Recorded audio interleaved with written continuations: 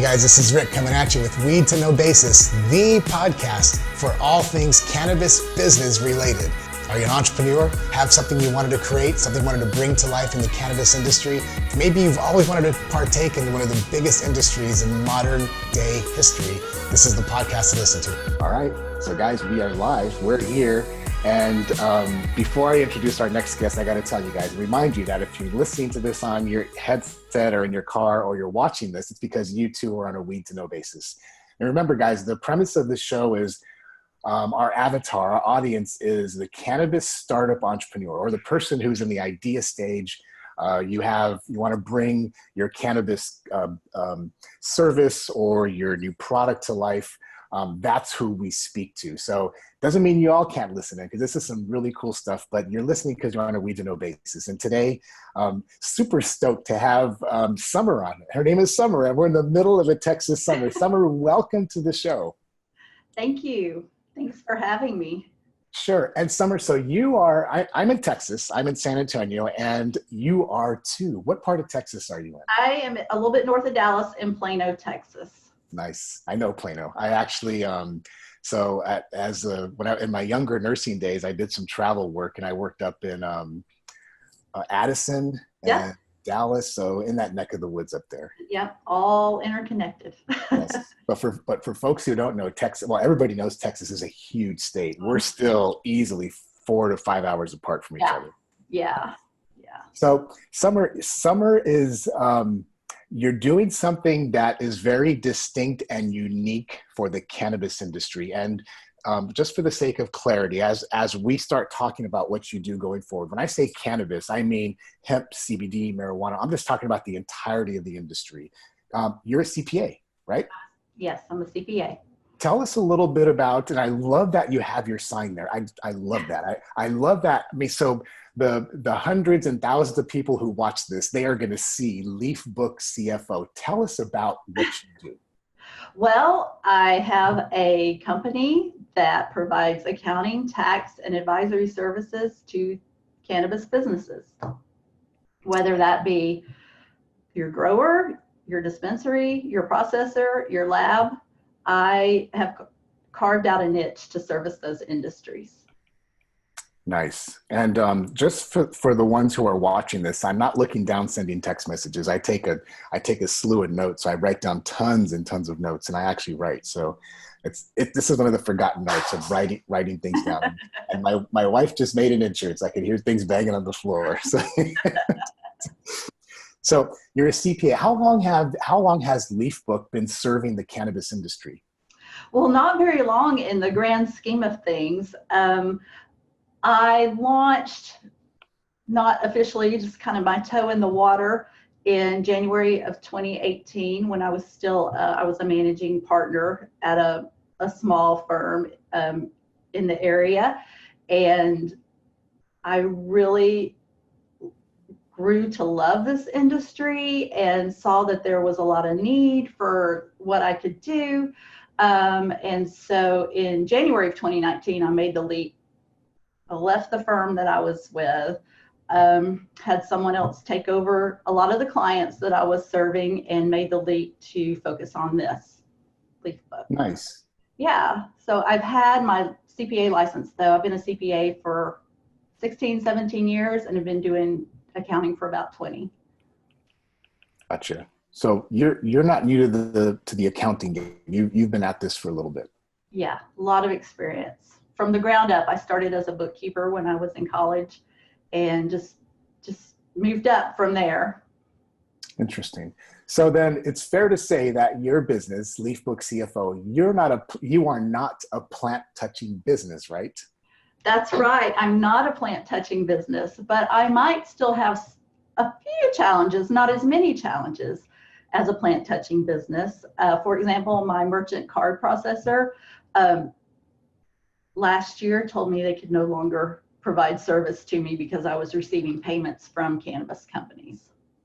Really? Really, yeah. That's interesting. I mean, I know that there's a lot of, say, retails, or, CBD stores here in Texas and dispensaries across the country, and it's an obvious problem. But you are literally not a plant touching business, but because you receive payment from such companies, they shut you down? They did, yeah. So I had to go out and find another merchant card processor. So, which I did. It was fine. It was no problem.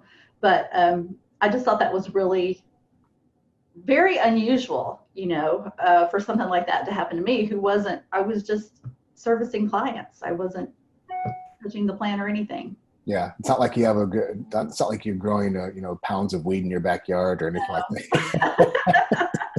No, too risky. When one's freedom is at stake, it's like, well, let me rethink this plan here. Right. So I'm curious, Summer, because what we do here at Weed to Know is we're a media channel. We're basically a podcast, if you will, and we stream across multiple channels. So like you, we're not plant touching, and I'm also in Texas. So I'm curious because we can safely say that you and I are entrepreneurs in the cannabis industry, right? Right. So do you ever get this question from people who live maybe in Dallas or Abilene or Houston? How do you do this in Texas? I get that question a lot. And why do you I get that question a lot, and I think it's because, and I don't know, I don't want to place words into your mouth, but I think people think that as an entrepreneur in the cannabis industry, they think we're growing weed or selling it. And I mean, that's at least the feeling I get when they say, how do you do this in Texas, right? Right. What they don't think about is how many ancillary businesses can spin off of the plant touching businesses. You've got your podcasters, your accountants, you've got maybe a chef wants to get into the business, to develop some recipes using cannabis. You've got your bloggers, your videographers, your web designers who are helping build websites for these businesses. So you've got a lot of ancillary businesses that spin off the plant. Yeah. And to the point you said earlier, even though we're spun off the plant, we still face the challenges and hurdles that companies who literally touch the plant face. Right. We can face some of those challenges. Crazy. And I think stigma too. Why do you want to work with those companies, especially in Texas, where we don't really have a program that's, medical or recreational. So I think Texans don't get it. I think people where there is a medical, where it's recreational, legal, or medical, I think they do get it a little bit more. Yeah. Texas is making strides, but I agree. We're still a little bit behind, a little bit. I mean, we're making strides. And here we are. We're running a show. You're in the industry, I'm in the industry, and we're both in Texas.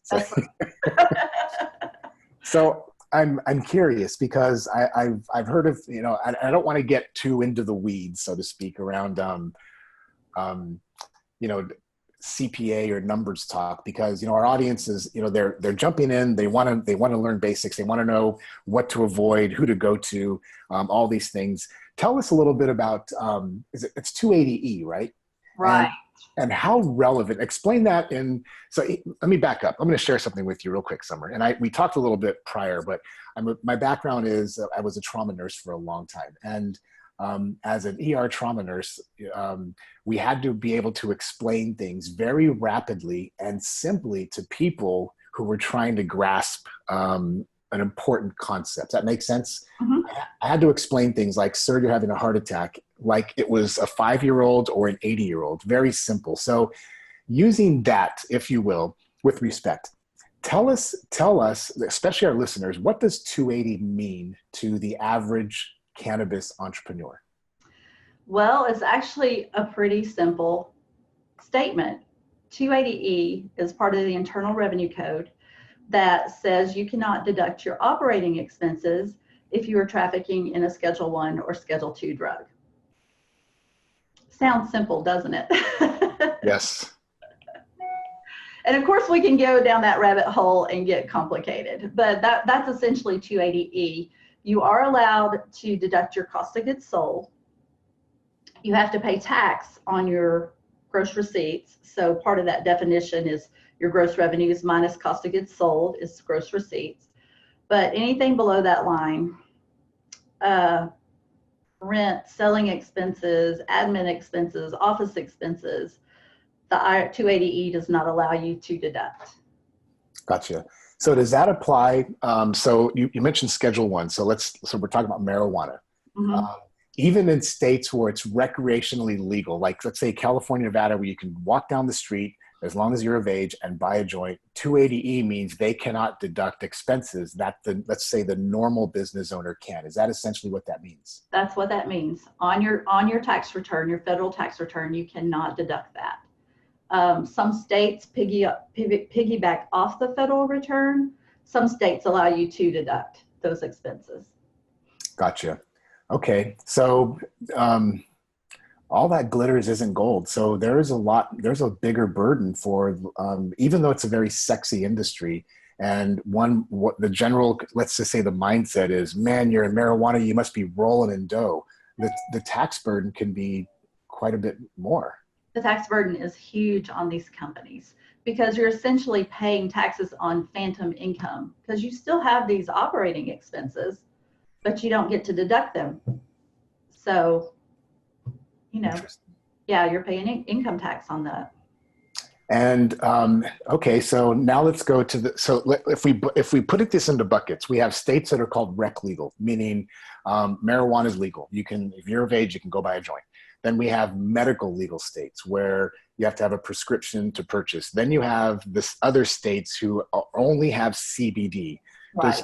Does 280E impact all three of those buckets, if you will? I would say until recently, it did impact all three of those buckets. Now with the 2018 Farm Bill, where hemp, which is what CBD is usually derived from or is derived from, with hemp being legal, there's not going to be that 280E restriction once the states create their regulations in format with the 2018 Farm Bill. I'm trying not to get too technical. Yeah, no. But first the feds are still writing their regs for the Farm Bill. And then after they get their regs written, the states, like Texas, since we're in Texas, our legislature enacted a Farm Bill so that Texas farmers can start growing hemp and we can start processing the hemp and selling CBD and things like that. So now Texas has to write their regs in line with the feds and get those approved, and then we can start doing all that stuff.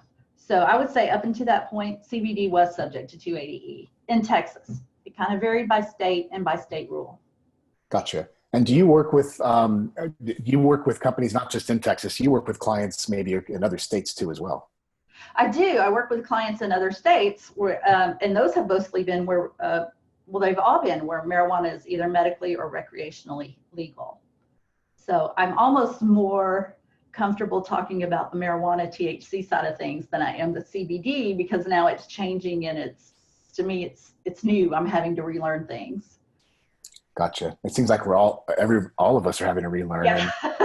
So that's an interesting statement. Is it? So marijuana is actually easier, my words, not yours, to work with as opposed to CBD, even though CBD is sold in all 50 states. And is it because it's such a gray in flux right now with what's going on? Exactly. It's the gray area. Just trying to figure out.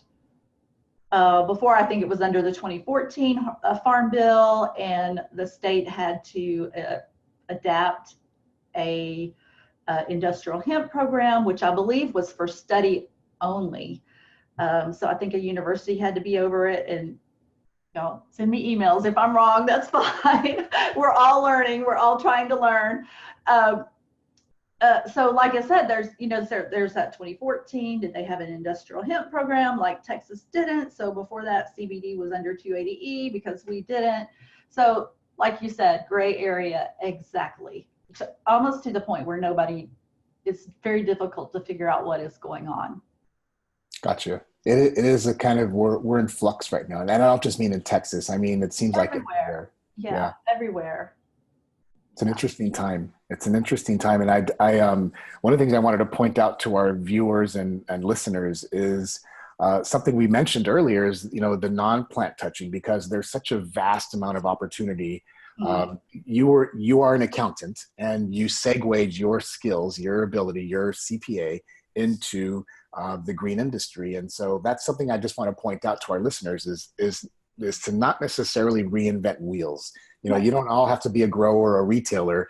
You can use your skills and parlay that into the industry, and hence Leaf Book CFO. And I just love the sign behind it. That's so cool.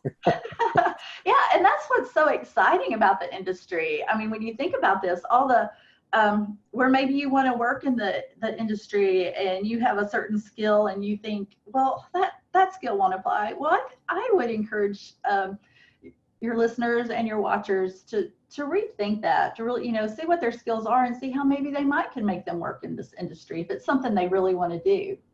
Yeah. It's very exciting. It's a very fun industry. It is. Honestly, it really is. Despite all the hurdles and stuff, there's, sometimes I wish I would have found this industry sooner, Yeah, sometimes I wish I had too, but. So let's put the 280E aside, because that's kind of like, I think that's what, at least for me, me speaking, and generally speaking, most people think when they think of cannabis and taxes, 280E seems to be the 800-pound gorilla. But what other things, like, for instance, now there's shops opening up, there's retail, and not just in Texas, but everywhere, CBD stores, there's now franchises. Something that I've at least experienced or heard about is stores or places or owners or entrepreneurs bringing on staff as contract labor and not quite understanding the distinctions between W-2 and 1099, or contract versus employee. How big of an issue is that? I think that's going to be a very, very big issue, especially with the retailers. If you have someone that's coming to your store, working at your store, helping customers, that kind of thing, then they're definitely an employee, because you're scheduling them, you're giving them their tasks to do and things like that. So they're going to be an employee. They can't really fall under that contract labor definition. A contract labor maybe would be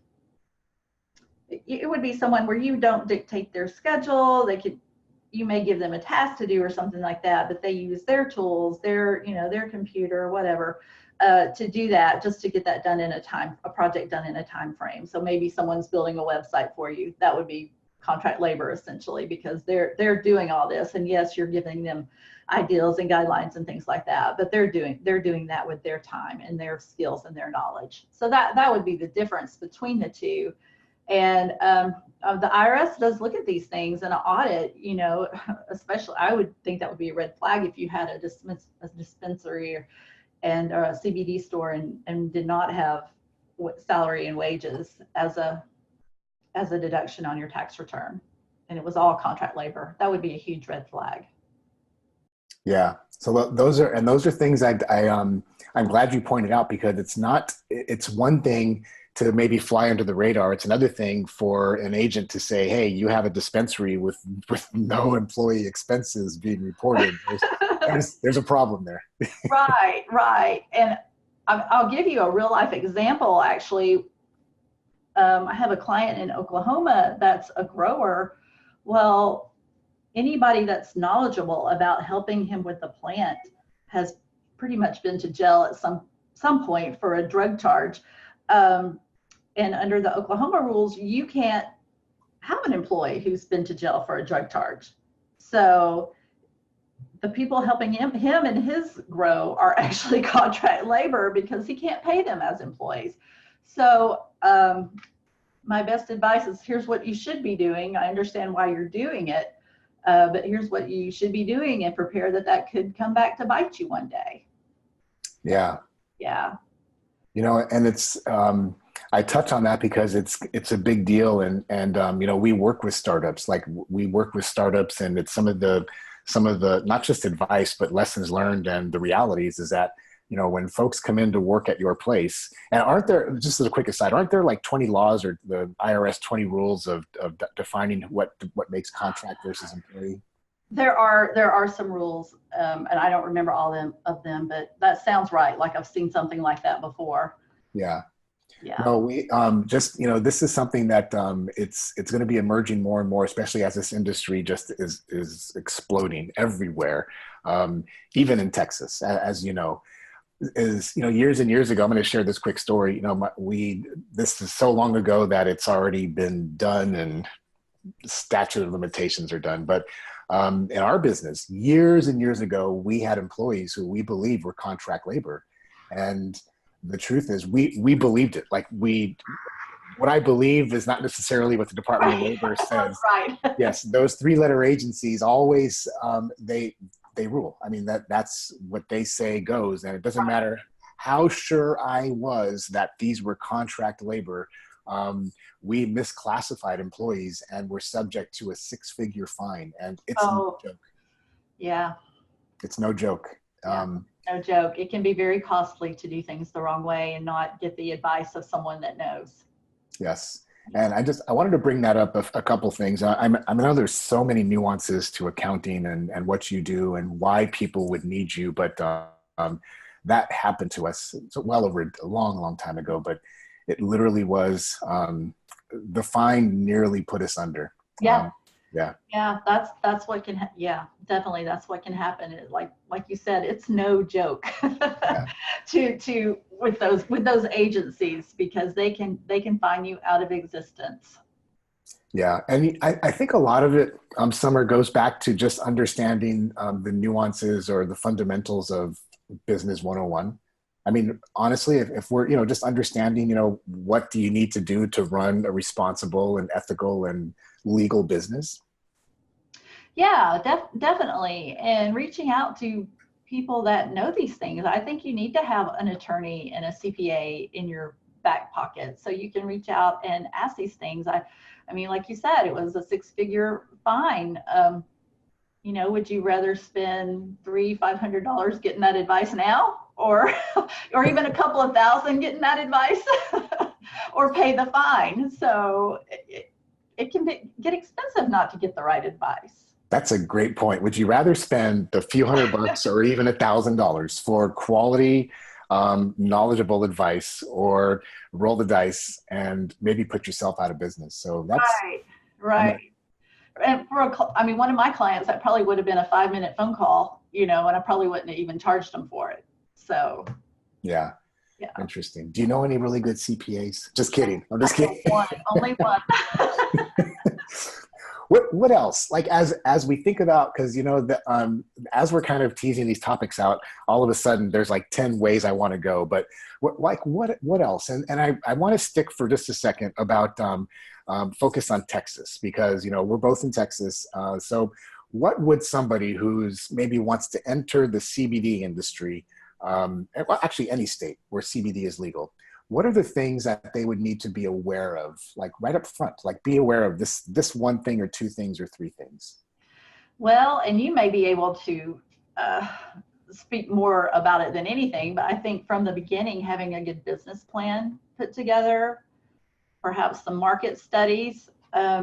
These are things I don't quite, the market studies and things like that, not so familiar with, but I know it would probably be very important. You don't want to open a dispensary where you're not going to get any traffic or anything like that for CBD. I think, and I'm sorry, remind me the question again. I got That's lost. All right. No, I'm just trying to think about, when we think about this, this explosive industry and entrepreneurs of all shapes and sizes are pouring in. What are the several few things that they should be aware of before they, write their first check, or before they, and you mentioned business planning, and we can say like, understanding maybe a strategic vision or plan, some market studies, market strategy, getting your numbers together, maybe a 5-year forecast, cash flow forecast of your revenues and expenses, what you think those might be going forward. Making sure you have enough capital. If you don't have enough capital to invest in this, then who are your investors going to be? How are you going to get that money? That's another thing to touch on. Banks are not exactly lending for this. Like you said, it's hard enough, both CBD and marijuana, to get a bank account. The CBD people and the hemp people are struggling. I reached out to my business bank yesterday and just asked, are you taking these customers on? And they said, well, we'll have to check. So I don't know what that means, but to me, that means no, not right now, if we have to check. But I'm like, well, I think you really need to even just discuss it and put something together about whether you're going to take these customers or not, because there's going to be a real big need out there. So like I said, lending's probably going to be a challenge. I think the other thing to be prepared for, I think things are going to cost more, just even because there's more compliance and there's more regulation. So I think maybe, the insurance that you're going to have to pay is going to cost more. That kind of thing. I would even almost say maybe you need to, get a consultant before you decide to jump into all this, and just talk it over with someone and make sure it's a viable idea. Gotcha. Summer, those were nuggets. I wrote all those down, and we didn't script this. Like we didn't. There was no. I didn't send you a list of questions, and I just want to be clear and share with the audience is. And I say this with love and respect, because I'll often get on a consultant call with folks, and the first things that have generally been done is they found a really cool name and they bought the website. Yeah. They just hired a web developer and they found a cool logo, and they formed an LLC. And I harp on folks. I'm like, those aren't the first things you should be doing. The first things you should be doing are almost literally what you just shared, Summer, is get a plan together. Whether it's a vision board or a literal business plan, but have a roadmap, a plan, market studies. And those are, what's traffic like? Like if you're thinking of retail, what is traffic like? What is it like during rush hour? What is the number of cars that go by the place? Right. You mentioned forecasting the numbers. People don't think of that. I'm saying this again, I'm going to say this again with love and respect, but with pounding the gavel is, guys, you need to understand your numbers. You need to forecast. You don't want to run out of cash, which is the fourth thing you said, not having enough capital. Right. That's probably one of the top 3 reasons business failed, is they run out of cash. Yeah. No, I see it. Yeah. I see it. Unfortunately, in my 20 years. It is. And insurance, and then consultants. I would argue that consultants should be one of the top 3. Having, and honestly, it could be. I get it. Yeah, it could be just a phone call, like 5 minutes of picking, talking to a CPA about what do you think, or what, just some advisor. So I just want to point out to our listeners, whether you're listening to this or watching, nowhere in those things, and I agree 110% with what you said, Summer, was get a cool name, find a logo. Right.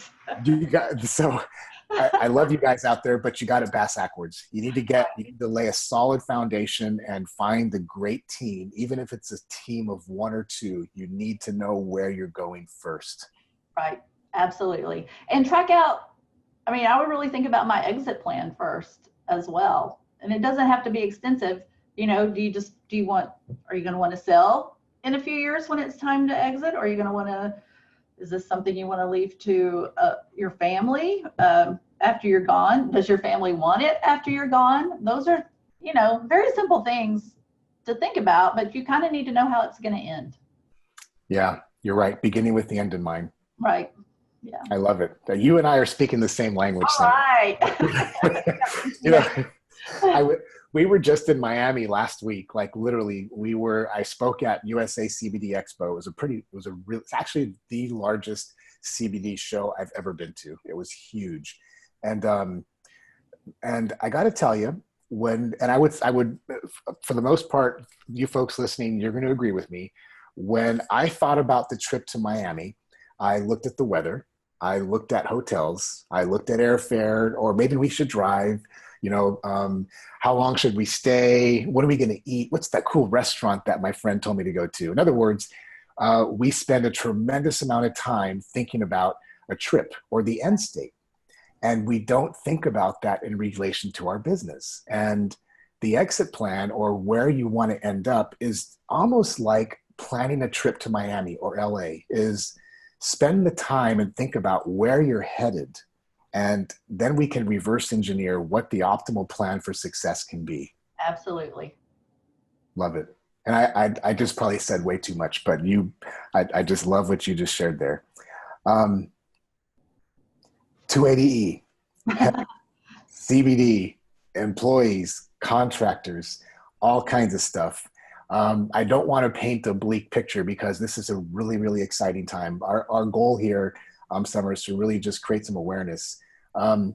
Let's talk about some of the really, really cool things that are going on in the industry right now. Like, I'm trying to think of, all the expo. It was huge. It was massive. The sheer number of companies, in other words, I don't want people to think, oh no, I don't want to get into CBD now after I heard all this.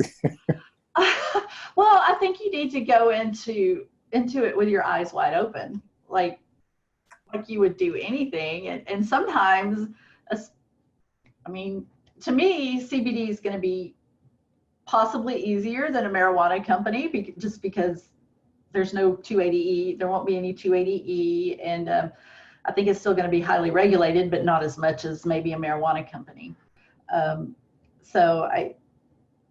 Truthfully, I do look at some of the marijuana companies and I go, why would you ever want to do this? But if it's something you want to do, and to me, the industry is just incredible.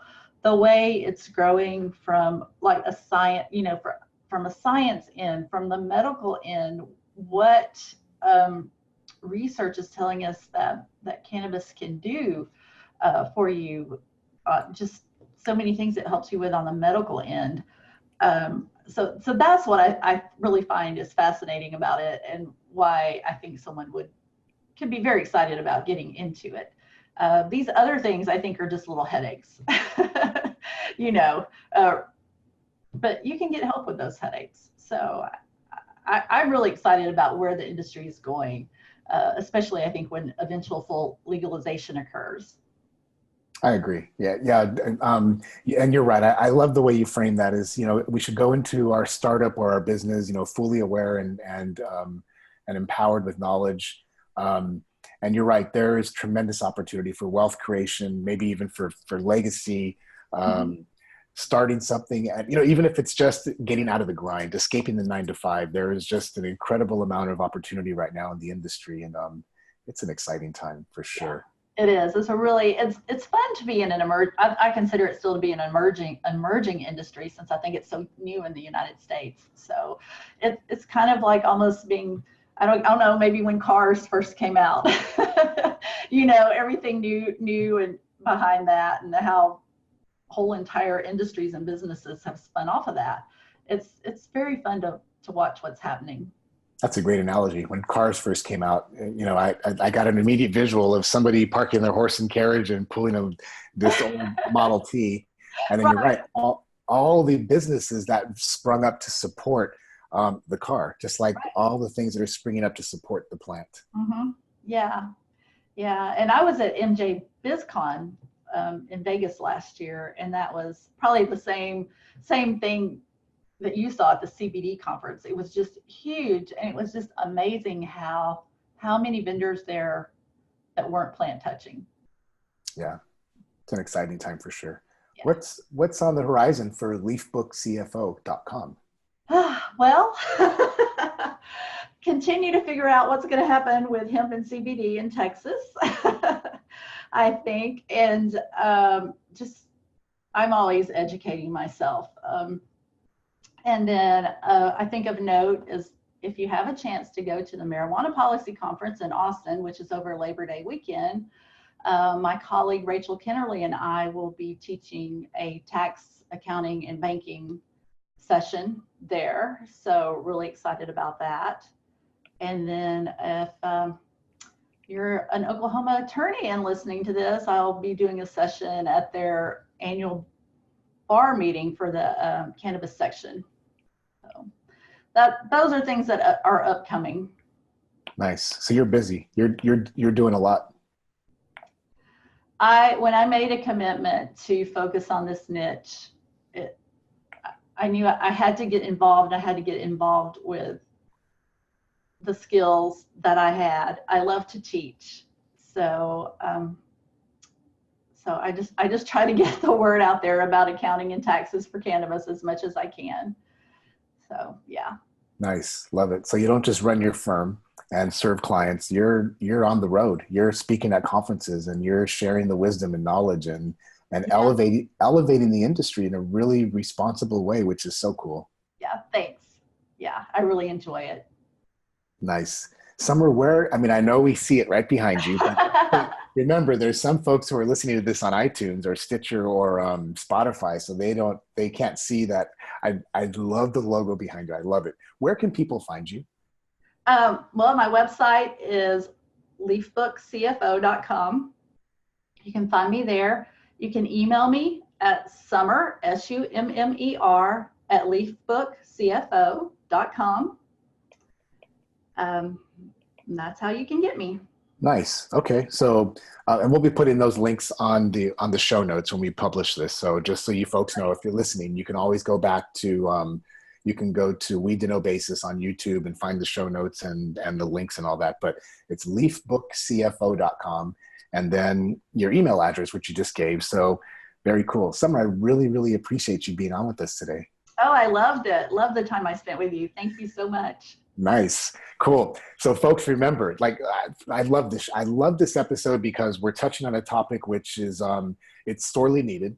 It's a little bit misunderstood, and it's one of the fundamental elements of any startup, whether you're cannabis, CBD, hemp, any industry basically, is understanding your forecasting numbers, your books, all the things that go into accounting. It's a fundamental element. So if you're listening to this, if you're watching this, or you're listening to this on your earpiece in your car, it's because you two are on a Need to Know basis. Love to hear your comments and your feedback, guys. Have an awesome rest of the day. Peace.